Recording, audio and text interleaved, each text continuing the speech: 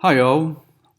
What we're doing today? We're going to have a look at functions. We're going to what are functions? Functions. Let me show you a function.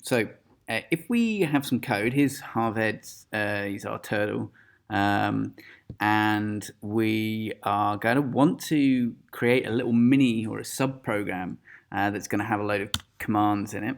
And then every time we want it to run those commands, we just need to use the function. So what does that mean? Let's show you. So I'm going to do def. That means define. Okay, I'm defining a function. So I'm going to give it a name, and I'll call this square. Okay, and what will happen is you'll notice, can you see here that Python automatically puts in what we call an indentation. You normally use a tab button to do that when you're doing it like on a document. But in Python, what it means is whenever we do these colons here, we press enter, okay, the code that we write underneath it, okay, will be indented, and it means it belongs to whatever was written here before the colon. All right, so I'll just show you anyway. So we're going to go half head and then dot, and then we'll do the normal stuff. So we're going to get it to do a square. Okay, so half head forward, 100, half head dot, no, we go left. So keep it on the screen, 90, and then let's just copy and paste that, and paste that, and paste that, and let's, in fact we don't need that last one, do we? Doing so, let's just run that, make sure that, oh, nothing's going to happen. Yeah, because that's in a function, so that won't run at the moment. So what that means is, yeah, nothing's going to happen at the moment because I've not told it to run this function. So I've defined this function, okay, called square, and we use this, this is the name, square, and then I always have to put these two brackets, and then I always have to put this colon here whenever we define a function, all right? Now, nothing's happening, so what I have to do is I come out of the indentation, okay, so that my cursor is flashing, so it's in the line down here, all right? And then if I ever want to run this function, if I want it to run my little subprogram, all I do is I write the name of it, and then two brackets, or the parenthesis like that, and then run. And then it will make my square, and there you go, okay? So I could also get it to, let's do pen, oh, what am I doing? So I could go half head and then up, and then I could then move half head slightly. We learned this last session, so I can make it move forward, and then let's go, I don't know, maybe forward 30.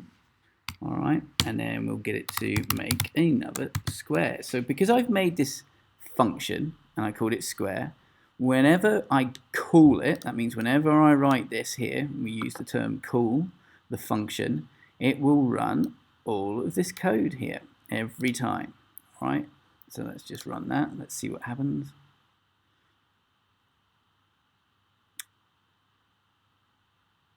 Now what did I not do? And it actually moved around. It went, I don't know if it, let's run that again. Move my video out of the way. So what did I do wrong? I forgot to put half head back down. Okay, let's try that again.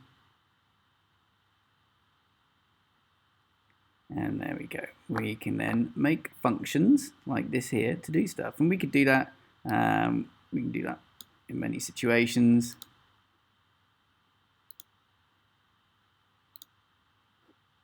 Where, sorry, I could make another function. Let's do another one.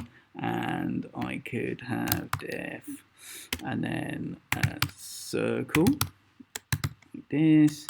And then I could define a type circle with a diameter. What's that mean? I don't know, so diameter of 50. But every time I'm going to get it to move, Let's try forward 10. We'll just get it to do that each time. That is not spelled correctly, is it, Harvey? What is going on? Circle, forward 10, okay, and then before we do that, we want to bring up, go forward 10, and then half head dot down, like that. So we're gonna, every time we do run the or call the function circle, it's going to draw a circle with a radius of 50, then it's going to go up off the paper, and then it's going to go forward 10, and then it's going to go down the paper. So let's call our function. So we've got quite a bit going on here. All right, there it is. Let's move this over here. Let's run. See what happens. Maybe you could already guess what's happened. Yeah, there's our second square, and then there's our circle, and then, oh yeah, so it happened once there. So let's try it again, circle, and let's do it again, circle, and let's do it again, calling it, calling and calling the circle. 2 squares, 1 circle, move, 2 circles, 3 circles, 4 circles. And there you go. And that's functions with using Turtle. All right, they are little sub-programs where all the code that is inside them, you can use that, just type it once, and then every time you want it to run that code, you just call the function like this here. So have some fun doing that, see if you can get some repeating patterns. In the next session, we'll have a look at how we can create loops so that you can get things to repeat a little bit easier. Okay.